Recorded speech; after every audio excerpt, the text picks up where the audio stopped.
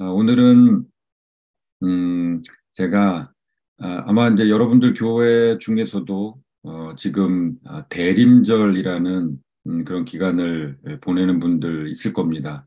교회 절기, 교회력으로 이제 대림절 이제 기다리는 그런 기간을 보내고 있는데요. 대림절에 진짜 기다려야 할 것이라는 제목으로 하나님 말씀 전하고 싶습니다. 본문은 로마서 7장 18절부터 8장 2절 말씀인데요. 제가 읽겠습니다. 내 속 곧 내 육신에 선한 것이 거하지 아니하는 줄을 아노니 원함은 내게 있으나 선을 행하는 것은 없노라. 내가 원하는 바 선은 행하지 아니하고 도리어 원하지 아니하는 바 악을 행하는도다. 만일 내가 원하지 아니하는 그것을 하면 이를 행하는 자는 내가 아니요 내 속에 거하는 죄니라. 그러므로 내가 한 법을 깨달았노니 곧 선을 행하기 원하는 나에게 악이 함께 있는 것이로다. 내 속 사람으로는 하나님의 법을 즐거워하되 내 지체 속에서 한 다른 법이 내 마음의 법과 싸워 내 지체 속에 있는 죄의 법으로 나를 사로잡는 것을 보는도다. 오호라 나는 공고한 사람이로다. 이 사망의 몸에서 누가 나를 건져내랴. 우리 주 예수 그리스도로 말미암아 하나님께 감사하리로다. 그런즉 내 자신이 마음으로는 하나님의 법을 육신으로는 죄의 법을 섬기노라. 그러므로 이제 그리스도 예수 안에 있는 자에게는 결코 정죄함이 없나니 이는 그리스도 예수 안에 있는 생명의 성령의 법이 죄와 사망의 법에서 너를 해방하였습니다. 아멘. 로마서는 하나님께서 예수님을 통해서 우리에게 행해 주신 구원의 도를 가장 잘 명확하게 알려주고 있는 성경으로 알려져 있습니다. 그럼에도 불구하고 우리의 마음속에 불편하고 명확하지 않은 것처럼 다가오는 것이 있는데요. 구원받은 우리가 계속 죄를 범하고 있는 겁니다. 그리고 그 범하는 죄 때문에 생각으로 또 행동으로 내 입으로 범하는 죄 때문에 마음이 너무 무거운 거죠. 내가 구원받았는데 예수님을 믿는데 성령이 거하시는 소위 성전이라는 존재가 이렇게 살아서 되겠는가. 매 주일마다 괴롭습니다. 가서 의식이 없다가도 하나님 앞에만 가면 그것이 그렇게 마음이 찔리고 아프고 괴로움을 겪는 것이 우리 그리스도인의 삶입니다. 그런데 그게 너무 이제 괴롭죠. 그러니까 주위를 돌아보면 저 사람은 그래도 일주일 나보다 잘 살는 것 같아요. 웃고 또 행복해 보이고 하나님 앞에 뭔가 충만한 삶을 사는 것 같은데 나는 그렇지 않으니까 참 괴롭습니다. 괴로울 때가 많습니다. 그건 저도 마찬가지입니다. 목사인 저도 이런 말씀을 전하는 저도 똑같습니다. 일주일에 한 번이 아니라 정말 매일 아침 저녁으로 정말 순간마다 하나님 저는 왜 이거밖에 안 될까요? 그런 너무 그 고통스럽고 괴롭고 그래서 정말 빨리 내가 천국을 가든지 빨리 주님이 오시든지 했으면 하는 바람을 가질 때가 많이 있습니다. 그런데 그것이 지금 현재를 사는 우리들만의 고민이 아니라 바로 성경에 신약 성경에 13권을 썼다고 알려져 있는 예수님의 사도, 예수님이 직접 부르신 그렇게 헌신적인 삶을 살고 또 교회를 세우고 성경을 쓴 사도 바울의 고민이기도 했습니다. 어, 오늘 제가 읽은 본문 24절에 보면 오호라 나는 곤고한 사람이로다 그랬는데 그냥 뭐 조금 고민이 있는데 이 정도가 아니라 죽고 싶을 정도로 내가 내 자신을 볼 때 비참하다라는 그런 뜻입니다. 도대체 이 사도 바울이라는 사람 자기의 모든 것을 버리고 예수 그리스도를 향해서 그렇게 엄청난 보통 사람이 살 수 없을 것 같은 그런 행보를 한 이 사람이 어떤 곤고함에 빠졌던 걸까요? 그리고 이 사망의 몸에서 누가 나를 건져내랴. 문학적 표현인데 딱 죽고 싶다. 그런 뜻입니다. 바로 우리의 마음이죠. 선을 행하고 싶은 마음은 있는데 원하는 선은 행하지 못하고 도리어 원치 아니하는 바 악을 그것도 반복해서 매일 행하는 우리 자신을 보면서 우리가 갖고 있는 이 절망과 비참함, 이 곤고함, 그리고 어떤 때는 뭐 저의 솔직한 고백인데요. 회개 기도를 하기 싫은 거예요. 회개 기도를 하면 내가 너무 비참해지니까 하나님 오늘은 그냥 좀 눈 감아주세요. 그냥 넘어갑시다 오늘은. 예배를 드리기 전에 회개를 해야 마땅하지만 그럼에도 불구하고 심지어 예배 인도를 하면서도 제 속사정 아시잖아요. 오늘은 정말 속이 불편합니다. 그냥 그러고 넘어가고 싶을 정도로 참 비참합니다. 그런데 24절에 나는 그렇게 비참한 사람이다. 난 정말 죽고 싶을 정도다 하는 이 사람이 갑자기 25절에서 주 예수 그리스도로 말미암아 하나님께 감사하리로다라고 이야기를 합니다. 여기 분명히 무슨 일이 생긴 거예요. 도대체 왜 이런가? 그것이 로마서가 우리에게 가르쳐주고 있는 바입니다. 여러분들 보시기에 제가 이제 그냥 위치를 정하겠습니다. 여기에 세상에 하나님의 법, 하나님의 질서, 하나님께서 이루시고자 하는 그것이 있습니다. 그리고 거기에 상응하는 죄의 법이라는 게 있습니다. 근데 그 아래 우리 이제 인간의 육신이 있는데 우리 사람 안에 이 하나님의 법에 대한 것 같은 마음의 법과 또 육신의 법이라는 게 있습니다. 하나님의 법, 죄의 법이 있는데 우리 사람 속에는 마음의 법과 육신의 법이 있어요. 그런데 지금 바울이 25절에서 뭐라 그러냐면 내가 마음의 법으로는 속사람으로는 하나님의 법을 따르고 이 육신으로는 죄의 법을 따른다. 그렇게 했습니다. 그러니 이 인간, 우리 한 인격체, 우리 한 사람 한 사람 속에 이 마음의 법과 육신의 법이 자기가 따르는 법을 향해서 지향하기 때문에 이 안에서 엄청난 싸움이 일어날 수밖에 없는 거죠. 그리고 우리는 그 싸움 때문에 괴로워합니다. 너무 힘듭니다. 이 싸움은 하루도 순간도 끝나지 않는 계속되는 싸움이기 때문입니다. 그래서 이게 너무 괴로운데요. 그런데 바울은 바로 위에 감사한다 그럽니다. 우리 주 예수 그리스도로 말미암아 하나님께 감사하리로다. 자, 이 원리를 잘 알아야 되는데요. 바울이 난 왜 이렇게 공고하지? 내가 왜 이렇게 비참하지? 내가 왜 이렇게 죄를 짓지? 내가 원하는 거 왜 하지 못하지?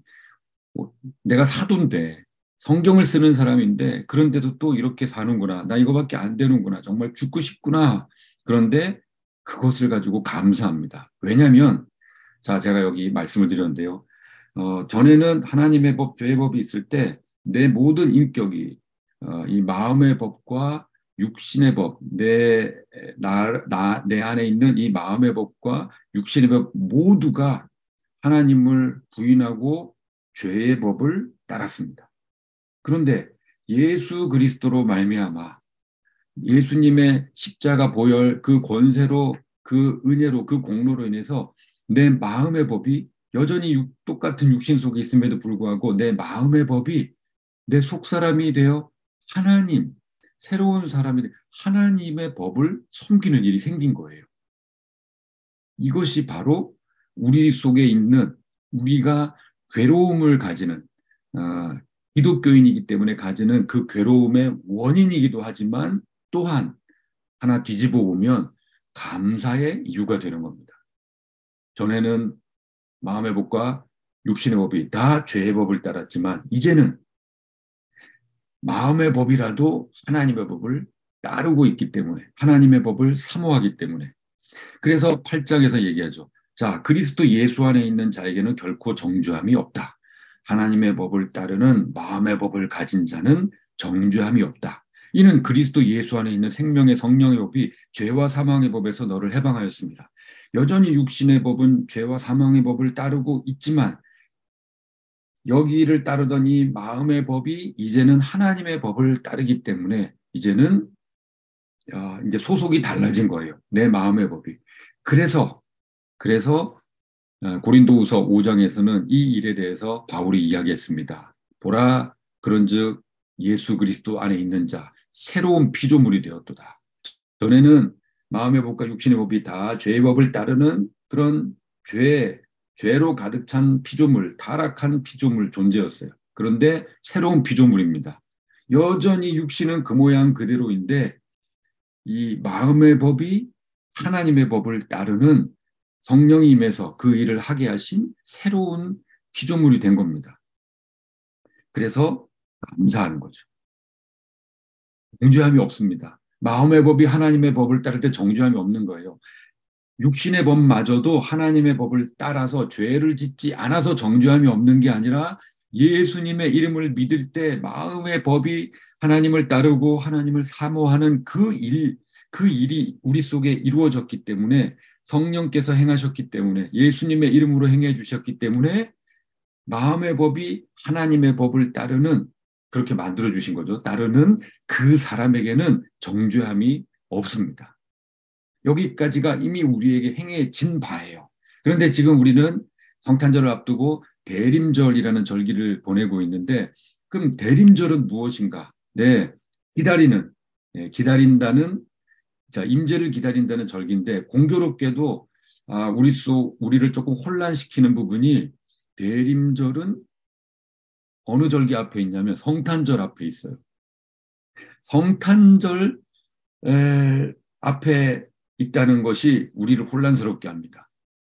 마치 이 대림절은 성탄절을 기다리는 육신을 입고 아기 예수로 오실 것을 기다리는 것처럼 우리를 착각하게 만드는데요. 그렇지 않습니다. 그게 아니에요. 실은 우리의 모든 날이 대림절이어야 합니다. 왜냐하면 대림절의 그 임재는 이미 오신 성탄절을 기념하는 절기가 아닙니다.